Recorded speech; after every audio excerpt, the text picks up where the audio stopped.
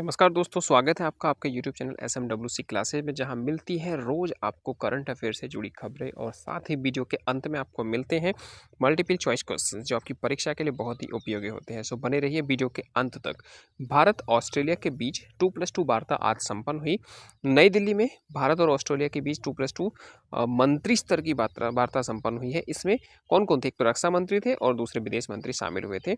वार्ता में एक तो हिंद प्रशांत क्षेत्र की सुरक्षा के बारे में सहमति बनी है और दूसरी समुद्री निगरानी के बारे में और रक्षा विनिर्माण और साइबर सुरक्षा पर सहमति बनी है।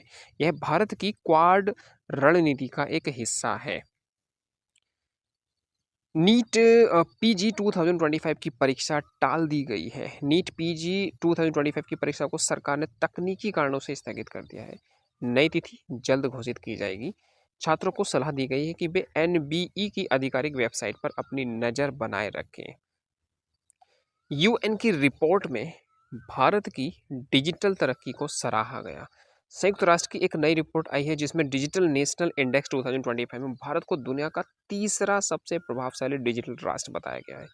खासतौर पर डिजिटल पेमेंट के बारे में और डिजिटल शिक्षा और ई गवर्नेंस की प्रशंसा इसमें की गई है। मतलब यह है कि इंडिया जो भारत है वो डिजिटलाइजेशन हो रहा है भारत का। उत्तर प्रदेश में नई मुख्यमंत्री ग्रामीण स्टार्टअप योजना शुरू की गई है। इसमें सरकार ने गांव के युवाओं के लिए मुख्यमंत्री ग्रामीण स्टार्टअप योजना शुरू की है।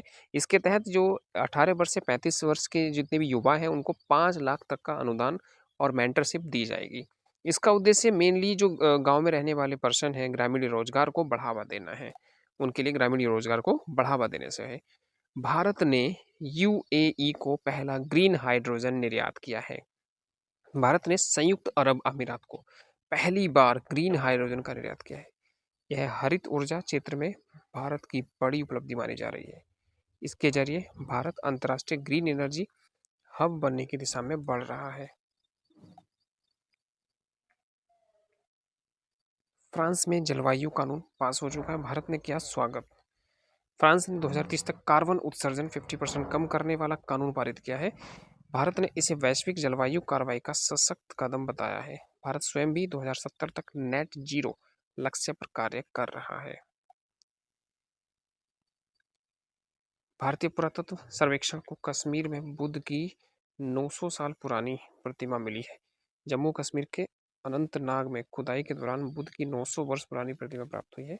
यह गुप्तकालीन शैली में बनी हुई है। इसका ऐतिहासिक महत्व बहुत अधिक है। इससे बौद्ध सांस्कृतिक विरासत की पुष्टि होती है।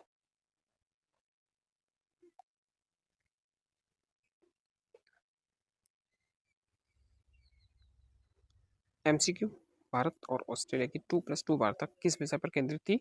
रक्षा और विदेश नीति पर। किस परीक्षा को हाल ही में तकनीकी कारणों से टाल दिया गया है? NEET PG. Option D is right answer.